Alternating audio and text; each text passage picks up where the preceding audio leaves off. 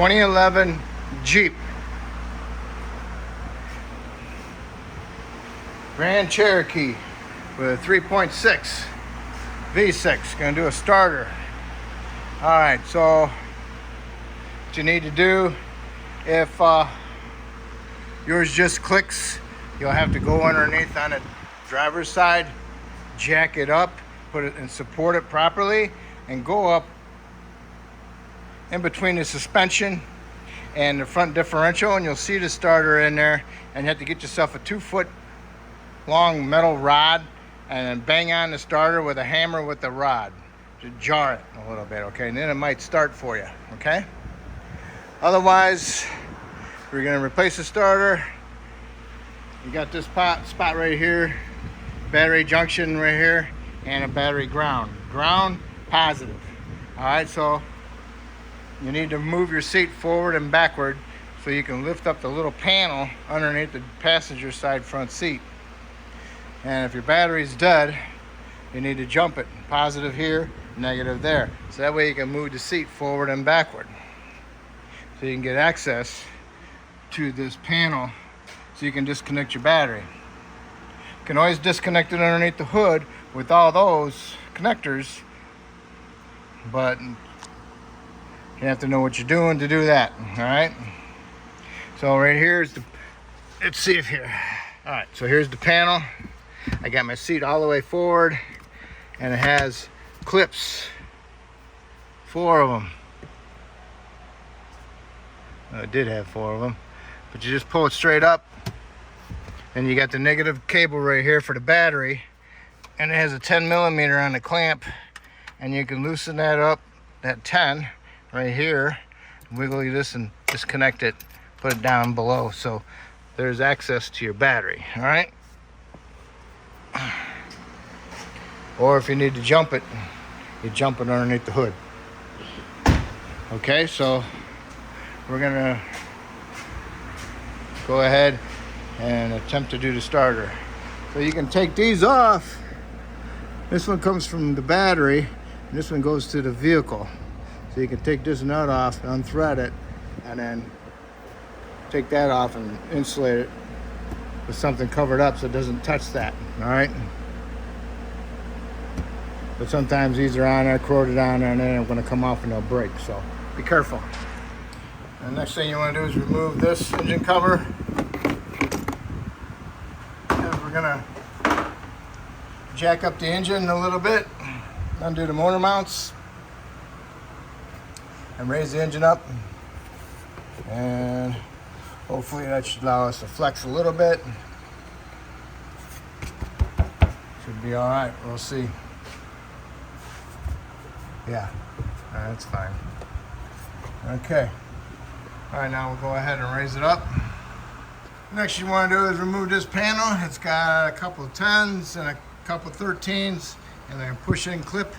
It also has 2 10s going in through this way. They're rusted, one broke and one just spins, so it's going to sit like that. I'll have to tolerate with that. So what we want to do is remove on the passenger side the motor mount bolt that goes through the mount to the bracket. It's in the center. On the top there's a nut with a stud sticking up, and I think there's a heat shield over it. Nice. And I removed this panel that goes underneath the transmission, held up by 4 13 millimeter head screws or bolts. I just did it to get it out of the way. Okay, couldn't get it from up on top. I got a short 15 millimeter wrench on it. Stuck my pry bar up in there. See it? Got up on it into the opening of it. Pried it that way. I turned it a little bit, so now that broke it loose. Now all I gotta do is just kind of, maybe I can get me my ratchet wrench up in there, and maybe I can go ahead and ratchet the rest of the way. Just have to get that thing moved some more. Let's see if I can get it to move anymore. Yep. There we go. That's a little bit looser, so now I should be able to use my ratchet wrench. All right. Okay, I took the 3 screws out for this. 1, 2, 3. Get this out of my way so I can see a little bit better inside there. All right. That one's pretty far back up in there. I used a long 1 foot, quarter inch, 10 millimeter swivel with my 1/4 inch ratchet. Now on the driver's side above the motor mount, there's another heat shield right here, and way up in there is a 10.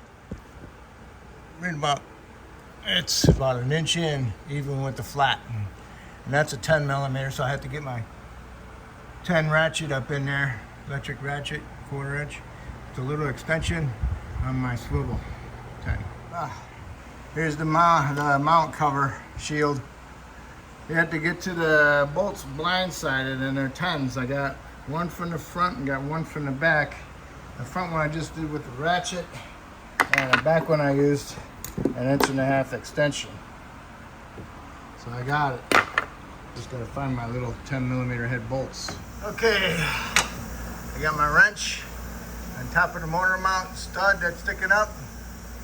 Then I got my pry bar underneath it and pried the wrench towards the wheel and broke it loose. So now I can wrench it the rest of the way by hand. There's the upper motor mount nut. Here's the 2 heat shield bracket bolts.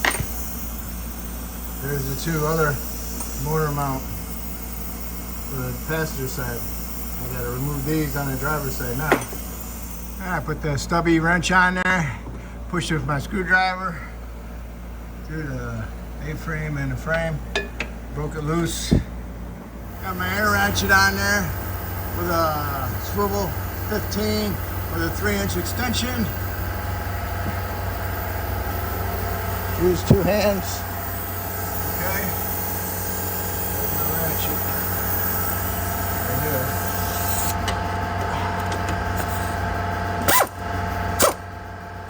There we go. Old school air ratchet. Okay, gotta remove that motor mount bracket. Goes to the motor. It's got 4 bolts. And you gotta break them loose. Using my other wrench to break them loose. So I got 1 out already. Right here. There's another one up there by the heater hose, middle heater hose. And there's one all the way on the other side behind, underneath the exhaust. There's 1, 2, 3, 4. Okay. I can see 3 of them from this side, but the other one I gotta get to behind over there. And I put my jack stand underneath it on the oil pan with a block of wood, raised it up.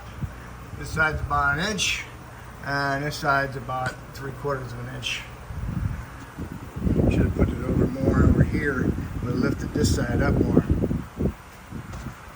Okay, this power steering line, no, it's heater hose.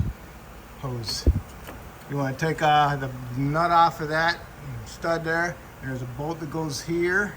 Take that off, and then this will give you a little bit of movement so you can get access to that upper engine mount bolt right there. See it? Kind of blurry. But yeah. Hopefully that'll help you out a little bit more to get to it. It's a pain in the butt. I'm having a hard time getting to it. All right, I got that bolt out. Here's my 3/8 air ratchet, 15 swivel, 3-inch extension. Had it going and got on it and boop, broke it loose. Now all I gotta do is go to the other side and get the other 15 on the other side. I still have this one in right here with a couple of threads just to hold it. So, got all the bolts out of that bracket, motor mount bracket. I had to have somebody guide me to where the hole's at because I couldn't see it from under in the front. I had somebody look up through the suspension up to it.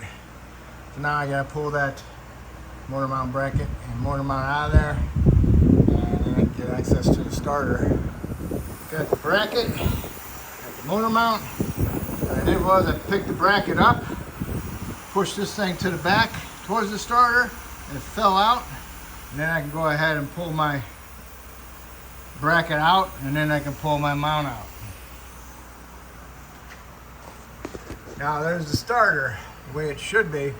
So now I can go ahead and disconnect my electrical solenoid. It has a little tab, you gotta squeeze it together and pull it off.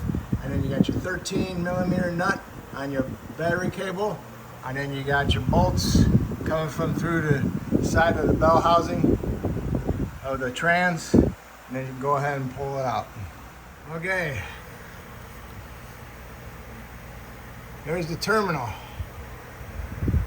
for the solenoid. See that spot right there? It's a little bit higher than there.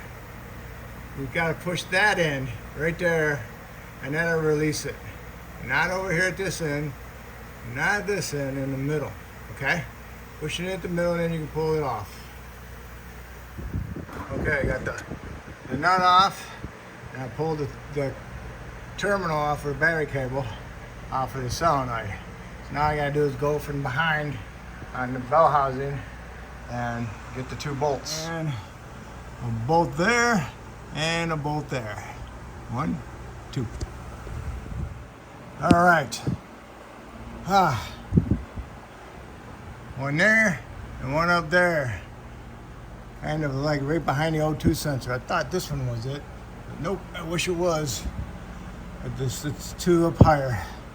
Okay, I got those out. Now I can go ahead and pull my starter out. Time to match the starter up. Looks pretty the same, so go ahead and get it started. Get your bolts started, and then go ahead and tighten them up. Make sure you start them by hand first. All right, got the starter up in there. I got my bolts snugged up, and then I torqued my 35 foot-pounds, and then I got my solenoid cable up there, and then I put my nut on it. Now all I'm gonna do is tighten my nut, and I always put a little anti-seize on my threads. And after I get that tight,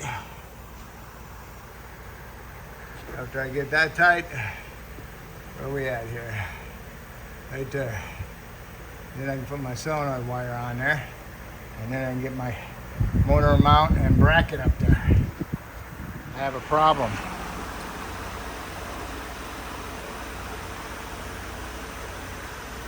The motor mount is no good. Ain't that nice? Okay, I got the mounts in there. I put the mount in there first, and then I put the bracket up in there. But I had to push the mount towards the starter. Got the bracket up as far as I could get it. And then I fished the mount back onto the pedestal. And then I put the bracket on top of it. And then I can get all my bracket bolts started and my motor mount bolts started. You're not tightening any of them up until you get the bracket, all the bolts in, and then snug them up, and then go ahead and tighten them.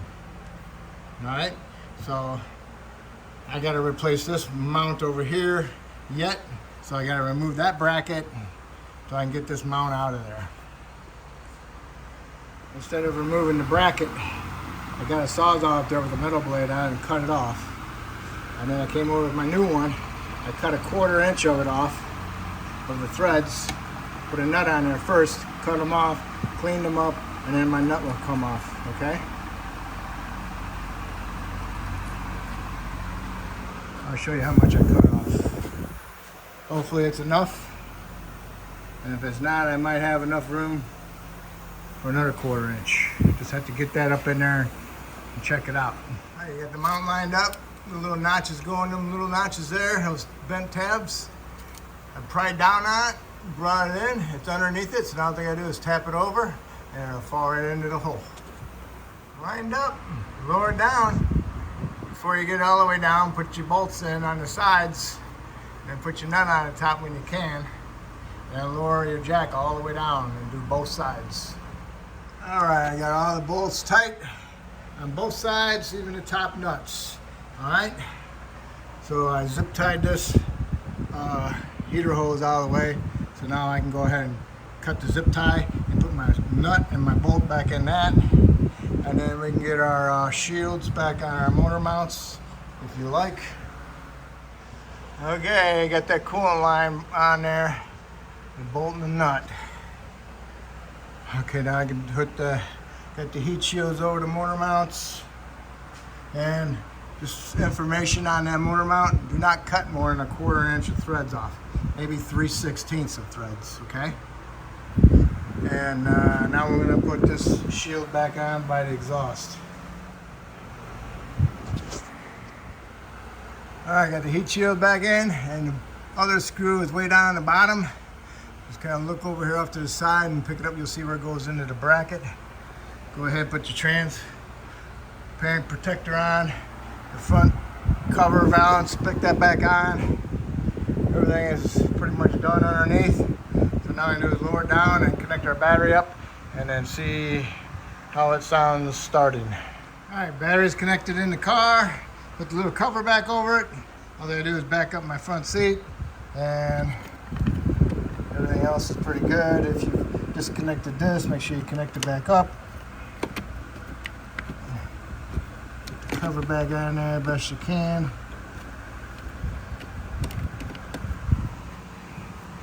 Kind of goofy.